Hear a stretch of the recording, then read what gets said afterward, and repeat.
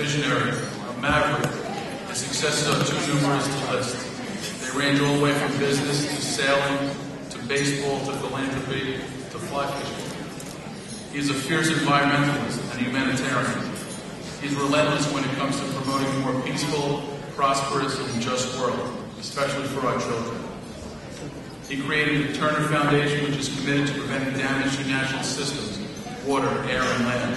He established the Turner Endangered Species Fund to conserve biodiversity. He is the chairman of the United Nations Foundation, which promotes a more peaceful, prosperous, and just world. Children's Cancer Blood Foundation is overwhelmed and thrilled and proud to honor Ted Turner with its Breakthrough Spirit Awards. Thank you so much, guys. I appreciate it very much. And I, like most of us, have had personal experience with tragedy. My sister contacted lupus when she was 12 years old and I was 15, and after 5 years of horrible suffering, she passed away. So I started my life that way, and I've got 2 grandchildren, both of which had Hurler syndrome, which is an immune deficiency disorder. One of them has passed away when she was 3 years old. The other one's still alive and doing well. So I've had the tragedy that so many of you have, and this cause works so tirelessly to improve. And then through the United Nations Foundation, we have given over $100 million to combating children's disease, mostly in the third world. To the campaign we've joined with others to stamp out polio, and we're working very hard on measles and malaria too. So we're in it, and we understand what you're working on, and we congratulate you for supporting this wonderful organization. And thank you so much for allowing me to be part of it tonight. Chairman of the board of the Children's Cancer and Blood Foundation. That's correct. And you've been working with the organization for some time now? I've supported this organization for 10 years, and I've been chairman. This is my 4th year as chairman. And the organization, give us a little history, because I think it's, 52 or so? 52 years old, basically supporting kids with life-threatening cancer and blood diseases. We treat them. We try to develop new cures and medicines for them. A lot of our children are uninsured, so therefore, we're the only place to come. A lot of places like Memorial Sloan Kettering don't take children without insurance. So we serve a very large community around the world, not just in the city. When you say around the world, they fly in? People with thalassemia, children with thalassemia come from Mediterranean countries, from Africa. We will pay for their transportation if it's someone who can't afford to get here. So yes, we treat patients from Greece, Italy, Africa, China. Yeah, it's a worldwide reputation here. In the 10 years, have you seen more cases of these concerns? You know what's happening? Patients are living longer, more productive lives. Thalassemia patients used to die by the time that they were 15 or 16 years ago. Today, because of some of the breakthroughs that we made, they're living, and a lot of our patients are adults. And the same thing with hemophilia, and the same thing with sickle cell anemia. We're making huge advances. People are living a lot longer. Now you have a very distinguished group here tonight for this ball. Right. And I guess the ball is all about raising money for the organization. It's for research, it's for treatment, it's for cures, it's for raising the profile and the bar of letting people know we're here. And people like Ted Turner and Toni Braxton and Chuck Grodin and Tiki Barber, I mean, these are people spreading the word for us, and they're using their celebrity status to make sure these children get treated. Oh, it's a beautiful thing. Now, I will say that, just so you know, I mentioned to Charles that I interviewed him just a couple minutes ago. I said, you and Les, you look very similar. Oh, I think I'm much better looking than Les.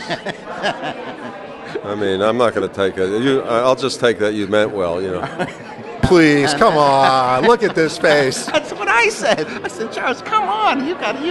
He's the chairman of this event. Come on. Yeah, give me a break. Right? That's what I thought. He likes to give me a lot of grief, and when I do my speech, you'll see that as well. I'm a mother, and of course when they asked me, I had to participate. I have a special needs son myself. He's autistic, and I love what the cancer research and the blood research is doing for kids. It's helping, just finding a cure for anything, especially with children involved, so I'm excited about being a part of it. As a mom, did you learn that early on about your child? I learned when he was 3 years old. he's 6 now. So with early intervention, he's come across, like he's talking now. He's just started mainstream school, so we have him in a lot of different therapies, and because of a lot of different research, we know a lot of different things how to deal with autism. So that's great what the cancer research and the blood research is doing for children as well. What would you say to parents that have a child that has special needs? I would tell their parents to never lose faith, and there is always hope. Yes. And an organization like this that actually takes in people that don't even have insurance. Yes, absolutely. That's what's great about it, because it's very expensive when you have a special needs child. And this organization is making it where everyone can have health care. So that's wonderful.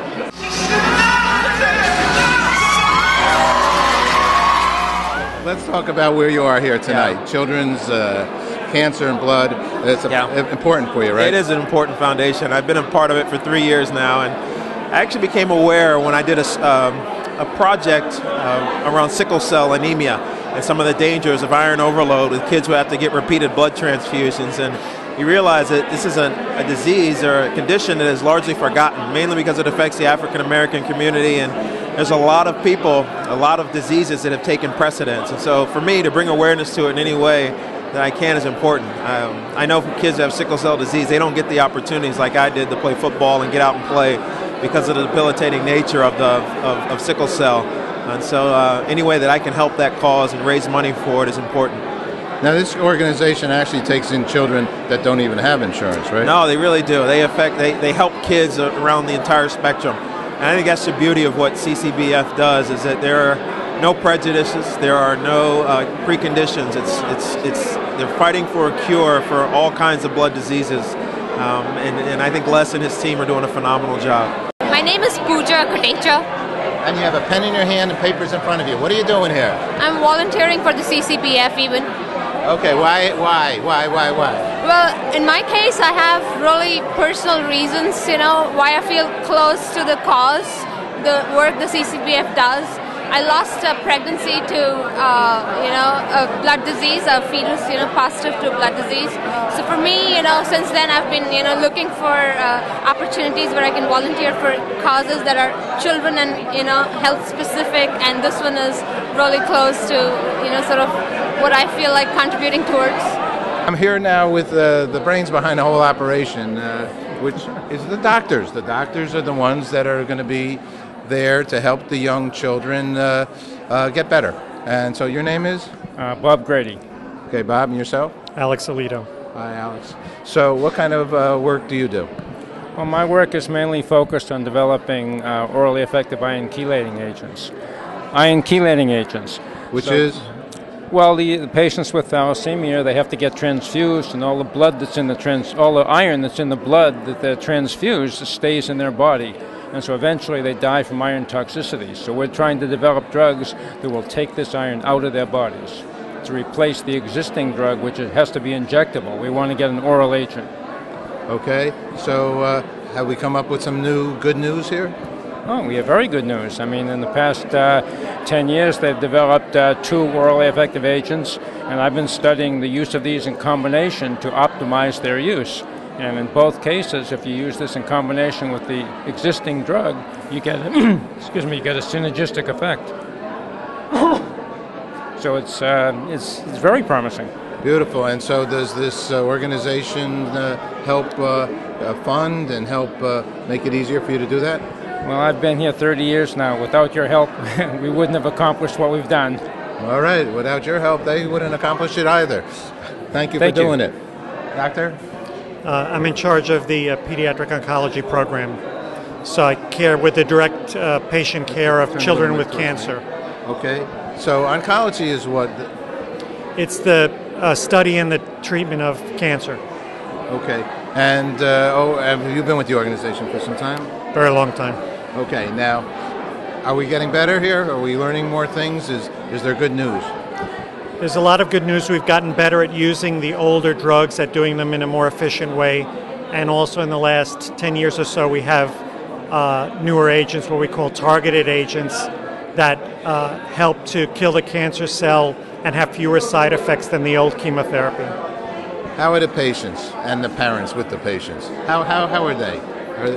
Well, of course, it's devastating for a family to have a child with cancer, but we cure 3/4 of our kids. So we have to reinforce that. People don't usually realize that. They think that cancer outcome is much worse than that. So after sort of the initial shock, they get better. So you're here. Actually, you mentioned you have a daughter that actually works for this organization. I do. I have a daughter that works for the Children's Cancer and Blood Foundation. They're raising a bunch of money tonight, and we're here to support her and maybe raise some more money. Now, in that, this is all beautiful kinds of things. We talked that we both have grandchildren. Big concerns, though, to make sure that they stay healthy for their life, right? Absolutely. It's all about healthy, happy children, and anything we can do to try and ensure that kids have a really good start in life, that are healthy and happy, we're all for. And this organization actually literally takes in children that don't have the opportunity to be healthy and gives them the chance. Absolutely. They do a wonderful job. These are sick kids that don't have the resources to get better. We help provide the resources for them. Now, your company, Mattel, also, I will bring up, is a very, I've been at many events where you guys give back to the community. We do. We are a very philanthropic community. Our employees are. We like to make a meaningful difference one child at a time. We're a company that earns its livelihood with kids and kids' products, so anything we can do to help kids is good for us. It's good for our soul. It makes us feel better.